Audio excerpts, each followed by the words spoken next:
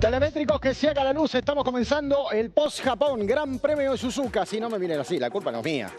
Es cierto que la carrera le faltó un poquito de relieve por ser políticamente correcto. Podría decir otro montón de cosas. Las carreras son así, chicos. Esto pasa en todos los deportes. A ver, hay partidos de fútbol, semifinales de Champions League y terminan 0-0. Y hasta los penales lo paran. Es lo único que levanta un poquito. Bueno, el deporte tiene estas cosas. Y la carrera pasó también por este escaso relieve, porque la verdad tuvimos muy poquitos sobrepasos. Suzuka se transformó en un carrusel. Tantos así que, por ejemplo, Alonso dijo, estamos ante el nuevo Monte Carlo. Qué cosa rara, ¿no? Dos circuitos tan distintos. Principado de Mónaco, un callejero como es Monte Carlo comparado con Suzuka, donde antes se corría por todas partes. Después vamos a analizar qué pasó y por qué se superaron tan poco, ¿no? Hubo tan poco adelantamiento y tuvieron todos en general una estrategia de calma y conservación de los puestos, a pesar de que los neumáticos tampoco se degradaban demasiado. Bueno, todos estos comentarios vienen un rato en este telemétrico que empieza así, con esta imagen, la de Max. Max declaró la guerra a McLaren. Este es el título. Y claro que la declaró. Manejó como los dioses, mejoraron el auto de viernes para domingo de una manera exponencial, blanquearon que el auto es para Verstappen y que está totalmente verticalizado el equipo, así como era Schumacher con Ferrari, así como era Vettel en el otro Red Bull, así como era Hamilton en la época de Mercedes. Lo blanquearon y le pusieron a Tsunoda. Después vamos a hablar de Tsunoda. Todo está hecho para que Verstappen brille. La diferencia es que tienen el piloto que puede brillar, porque lo que he manejado, lo que ha sido esa clasificación. Estoy casi convencido que sin la pericia de Max, y si hubiese sido otro piloto, a pesar de tener el auto y el escenario favorable, no hubiese sido lo mismo. Verstappen es una computadora. Y esto quedó más demostrado que nunca en la clasificación, en esa vuelta de ciencia ficción que va a quedar para la historia, para los libros. Dije durante todo este fin de semana, guárdenlo en un documento, lo que le vamos a mostrar en un rato, si es que no vieron la previa de la carrera, donde también vimos la vuelta de clasificación, porque son esas cosas que cada tanto hay que ver para recordar. Así terminó la historia y resulta ser que Verstappen ahora está a 1, y solo 1, de puntos que lo diferencia de Lando Norris. Ahora, vamos a buscar claves de esto. ¿Dónde Verstappen ganó? No importa el orden, vamos a las claves, porque ya les dije que el sábado hubo un rol. Primera clave, en carrera, la parada en los boxes. Resulta que McLaren, que había querido amagarle al equipo Red Bull que iba a parar antes, termina parando al mismo tiempo. Y no solo esto, McLaren es más rápido que Red Bull, pero el que sale mejor es Verstappen. Y qué increíble, ¿no? Verstappen estuvo 3-3, Norris 2-3, McLaren fue más rápido y así todo, a pesar de esta diferencia, un segundo de diferencia, es un montón. Verstappen se las rebuscó para defender su posición en la calle de boxes, metiendo las 4 ruedas adentro y a pesar de que Norris se le metía por afuera. Miren, Lando, esto fue clave porque era la única ventana en la que podía jugar McLaren a cómo venía la carrera. Y resulta ser que ya Verstappen está adentro. Y acá hay un punto. Si vos con esta rueda no tocas la línea blanca y no la pasás del otro lado, la prioridad ya la tiene el que está adentro. Entonces acá no hay discusión. No sé qué tipo de discusión planteaba Norris cuando después decía que lo había tirado al pasto. Y es cierto, Verstappen nunca se va a pasar de generoso, menos con un rival. Pero también es cierto que tenía el derecho de la calle de boxes. Estaba todo legal. Miren, es cierto, se acomoda, pero a ver, estamos corriendo carrera, no estamos jugando a otra cosa. Estamos peleando por un puesto.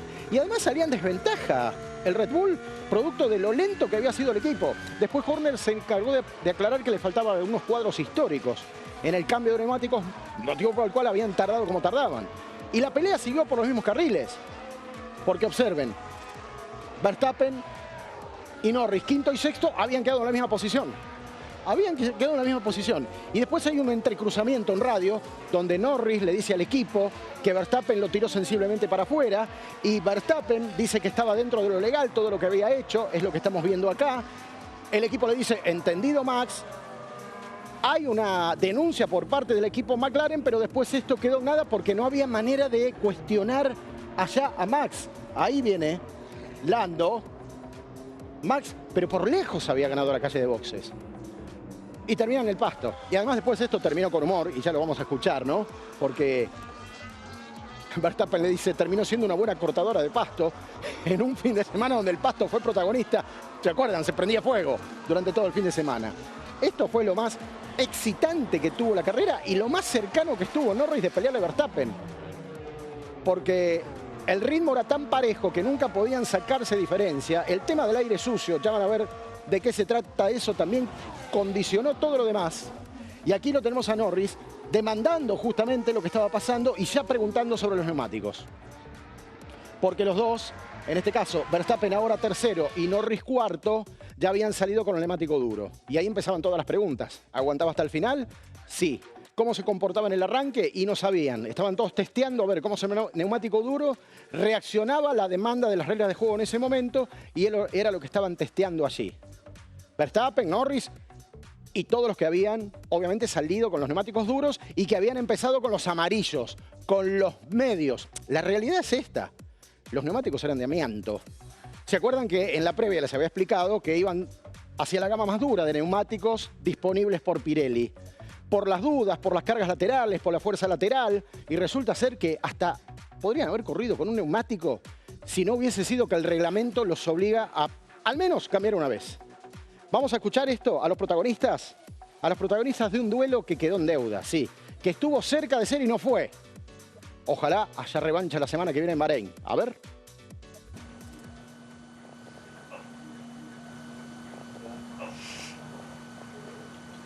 It's got an expensive lawnmower. Yeah. You had a floor switch and you went for it. That's all the highlights. That's all that happened in that race. Vieron la de la cortada de pasto. Es cierto que Norris y Verstappen son amigos, que lo que pasa en la pista queda en la pista, hasta que algún día se van a tocar y lo de la pista va a trascender más allá de la pista. La Fórmula 1 es así. Después vamos a hablar de los neumáticos específicamente, pero ahora quiero decirles una cosa. Se pasó poco, hubo muy pocos adelantamientos. Suzuka se transformó, la verdad, para la carrera en un circuito aburrido. Sobre 53 vueltas que tengamos netos 14 adelantamientos es poco. Después sí, los cambios de posiciones por las detenciones en boxes, por algún error. Pero lo que es sobrepaso, duelo en pista fue poco. 14 les dije, vamos a verlos, vamos a anotarlos. En la largada, aquí tenemos esta primera acción que nos muestra Nico Hülkenberg tratando de avanzar sobre la posición de Carlos Sainz, que había tenido un apuro estomacal, ustedes me entienden, ¿no? Y llegó tarde incluso hasta la ceremonia de apertura. Sensación que duró una parte de la carrera hasta que más o menos se estabilizó la digestión. Y así Hülkenberg lo pasaba. En la vuelta 6, Hamilton va a pasar a Isaac Hadjar, el piloto del equipo RB. Aquí Lewis había alargado, el único que había alargado con el neumático de los pilotos de punta duro. En la vuelta 21, Russell lo pasa a Tsunoda. Acá se encendían un poco todas las alertas de hasta dónde Tsunoda podía defender una posición jugando con el segundo auto del equipo Red Bull. Neumático duro con neumático medio mucho más gastado. Fíjense que además todo está un poco promovido porque uno tenía neumático nuevo y el otro no. Acá aparece Oscar Piastri superando a Oliver Bearman, pero también con neumáticos nuevos ya Oscar Piastri en una prueba donde de ninguna manera Bearman se podía defender. Russell sobre Gasly, el piloto de Mercedes sobre el piloto Alpine, que también conservaba el neumático medio en ese momento. Alpine, de todas maneras, le falta un recorrido bastante largo para ser competitivo. Albon a Bortoleto, esto pasaba en la vuelta número 29. Un Alex Albon que se quejó mucho de la estrategia, que había quedado empantanado atrás después de la primera detención y única detención en los boxes. Y lo pasa al piloto de Sauber también en un duelo bastante proporcionado. En condiciones normales, esto es lo que tiene que pasar. En la vuelta 30, Albon versus Ocon. Albon haciendo gala de los neumáticos duros y Ocon que no le está sacando el mismo rendimiento que Oliver Bearman a pesar de las actualizaciones a ese auto. Albon que lo pasa a Sainz. En la vuelta 31, Hadjar lo pasa a Lawson en duelo del equipo RB. Iba a terminar con neumáticos rojos Lawson después, a ver si podía tener un sprint. Albon que lo pasa a Lawson también, totalmente vulnerable con el neumático medio. Entienden que esa vulnerabilidad se manifestó y propició algunos de estos adelantamientos. Ahí viene Gasly para superar a su compañero de equipo Jack Doohan, capítulo aparte de Doohan, después del golpe que se dio el fin de semana. De eso vamos a estar hablando en un rato. Carlos Sainz, cuando pasa el neumático rojo, incrementa a la estadística, lo supera a Lawson, ¿no? El neumático rojo es el neumático más rápido, el neumático de clasificación. Entonces es hasta razonable que esto suceda y que tenga una reacción Así todo, tengo un rival también con neumático rojo como era Lawson en ese momento. El propio Sainz lo va a pasar a Hülkenberg, vuelta 48 de 53, porque también hay una diferencia de compuestos donde Sainz sale a matar o morir tratando de recuperar posiciones que había perdido con los compuestos más duros. Y ahí lo pasa justamente al oponente que tenía neumáticos duros en ese momento. Esta pensamos que podía ser una opción de neumático rojo también para algún piloto de punta, por ejemplo Hamilton. Sainz lo pasa a Doohan en la vuelta 50. ¿Vieron lo que era el sprint con neumático de clasificación?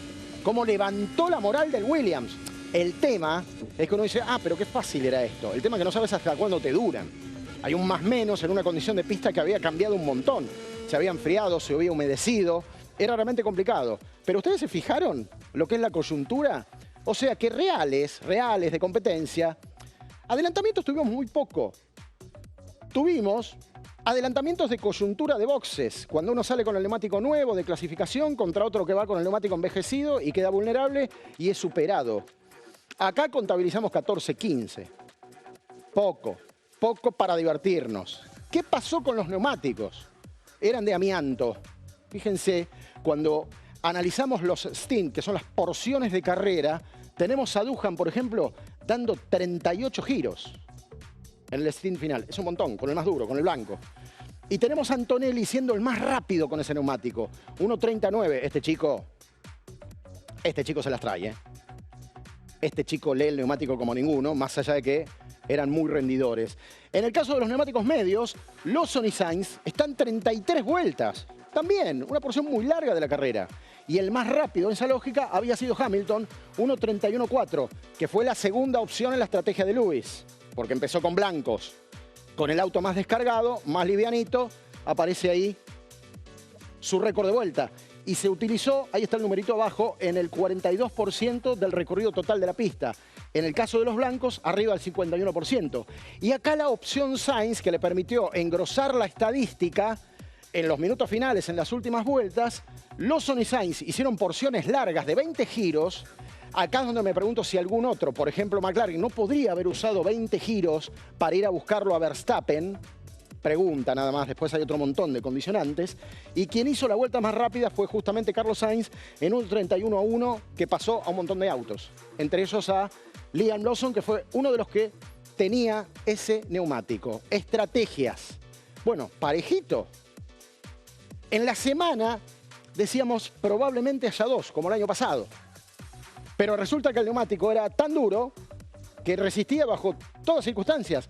Entonces, los pilotos de punta observen que hasta el quinto lugar fueron casi todos a lo mismo. Amarillo y blanco, medio y duro. Recién aparece Antonelli, acá está su mérito, cuando el equipo le dice, estás rindiendo con el neumático medio, estiralo. Y el chico lo estira, 31 giros, y después va por los neumáticos duros. Esto para un chico de 18 años, y la verdad que está bueno. La verdad que está bueno. Hamilton también, al revés. Pero miren qué curioso.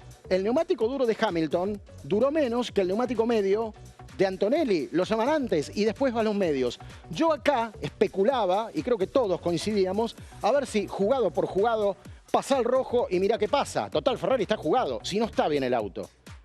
Un poco era lo que preveíamos si desdoblaba la estrategia McLaren de tal vez estirar con un neumático medio amarillo y terminar con un rojo. Bueno, no sucedió. Todos fueron conservadores. Los que están con liñita de puntos son neumáticos que ya tenían por lo menos una vuelta. Estaban usados en el momento que los calzaron para correr. Aclaro por las dudas. Y aquellos que se habían jugado por el neumático rojo de arranque para atacar e ir para adelante en el comienzo de la carrera, bueno, como verán, los resultados no fueron satisfactorios, ¿no? Porque tanto Doohan como Stroll quedaron fuera de los puntos y Stroll no solo queda fuera, sino que quedó último. Así quedó la radiografía de la carrera del fin de semana. Hay que revisar esto de la elección de los neumáticos, ¿eh? Pirelli hace lo que le piden. Para Suzuka, haceme un neumático fuerte, un neumático robusto. Respondió y sondeamiento, pero le sacó picardía a la carrera. Y necesitábamos eso. ¿Sabes que si vas a Shell podés cargarle a tu auto el mismo combustible que impulsa los motores de Ferrari? Sí, el mismo. Shell V-Power es el único combustible utilizado y recomendado por Escudería Ferrari HP. ¿Cargamos ahí? ¿Qué decís? Sí, vamos a Shell. Dale. somos la de Shelby Power, la que cuida tu auto.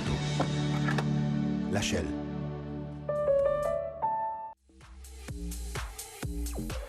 Max le declaró la guerra a McLaren. Y aunque no se vio este vértigo en la pista, esto quedó patente arriba del escritorio. Y se pone lindo, porque tiene con qué. Le declaró la guerra. Y además, en esta declaración de guerra, lo que demuestra es esto, que desde el año 2016 a esta parte, en todas esas temporadas, por lo menos siempre ganó una carrera. 10 años ganando. Una en 2016, 2 en 2017, 2 en el 18, 3 en el 19, 2 en el 20, 10 en el 21, campeón. 15 en el 22, campeón. 19 en el 23, campeón. 9 en el 24, campeón. Y la primera de 2025. Y acá, final abierto. 21 grandes premios quedan todavía. Falta un montón. Vamos a ver cómo se resuelve esta historia. Falta un montón, pero Verstappen volvió. Verstappen lo hizo todo y lo hizo bien. Impresionante, ¿no? Impresionante. Por supuesto, encontramos otros ejemplos semejantes, tal vez con algunas intermitencias.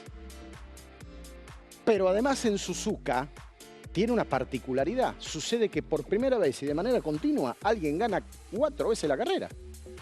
Alguien me decía recién por acá, ¿es el Samurai Verstappen? Y posiblemente. Dejó de ser Supermax. Es el Samurai. ¡Sac! 22, 23, 24, 25. Los 4 coinciden con el Campeonato del Mundo. Y esto no es gratuito. Suzuka consagra a este tipo de pilotos. ¿Se acuerdan que yo les decía, no? Todo lindo con Suzuka. Se pueden pasar o se pueden no pasar, pero consagra a los pilotos que manejan. Y qué duda cabe, ¿no? ¿Manejó o no manejó? Mamita, ¿cómo manejó? Si yo manejara. Pruebo, como Verstappen. Ya venimos.